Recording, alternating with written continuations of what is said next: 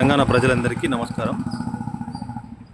చూస్తున్నారు ప్రజలారా, ఈ మార్పు కోసం అని చెప్పి వచ్చిన కాంగ్రెస్ పాలన ఏ రకంగా ఉందనేది. ప్రజాపాలన అని చెప్పేసి దోపిడీ పాలన, రాక్షస పాలన చేస్తూనే ఉన్నారు. ముఖ్యంగా ఈ హైడ్రాతోని పేద ప్రజల జీవితాలను ఎంతోమందిని ఆగం చేసిన హైడ్రా భూకంప సృష్టికర్త రేవంత్ రెడ్డి గారు, దాని సేనాధిపతి అయిన హైడ్రా రంగనాథ్ గారు ఈ రకంగా తెలంగాణ ప్రజలతోని ఆడుకున్నారనేది మనం చూస్తూనే ఉన్నాము. అట్లనే నిరుద్యోగులను కూడా నిన్న చూడొచ్చు మనము. సోమాజిగూడ ప్రెస్ క్లబ్లో ప్రజల మనిషి అనుకున్న కోదండరాం పదవి మనిషి అని చెప్పి తేలిపోయింది నిన్నటితోనే.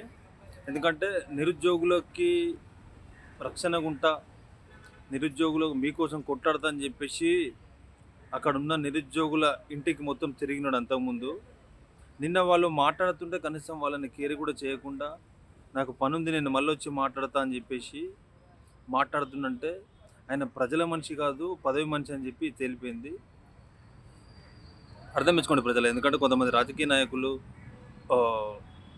ముందు ఎట్లా మాట్లాడతారు, పదవి వచ్చిన తర్వాత ఎట్లా మాట్లాడతారు.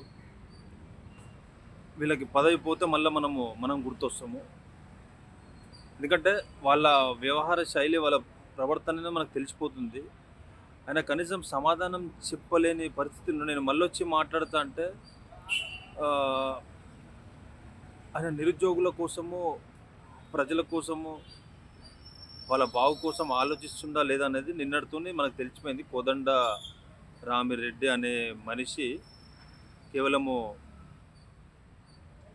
పదవి కోసమే పనిచేస్తున్నట్టు ముఖ్యమంత్రి గారి రేవంత్ రెడ్డి మనిషి అనేది నిన్నటితో స్పష్టంగా తెలిసిపోయింది.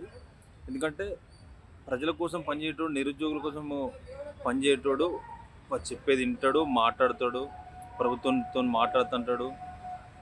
కానీ అవేం వినకుండానే నాకు పని ఉందని చెప్పేసి వెళ్ళిపోతుందంటే అతను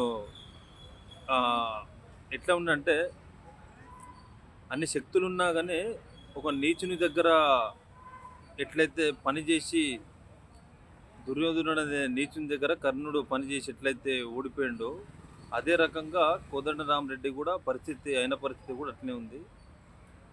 ఆయనకి అంత విద్య ఉండి, అంత జ్ఞానం ఉండి, అంత చదువుకొని ఉండి కూడా ప్రజలకి, నిరుద్యోగులకి మేలు చేయాల్సిన కోదండరామరెడ్డి ఒక నీచుని పరిపాలనలో పనిచేస్తూ వేస్ట్ అయిపోయిందని చెప్పేసి స్పష్టంగా చెప్పొచ్చు నిన్నటితోనే.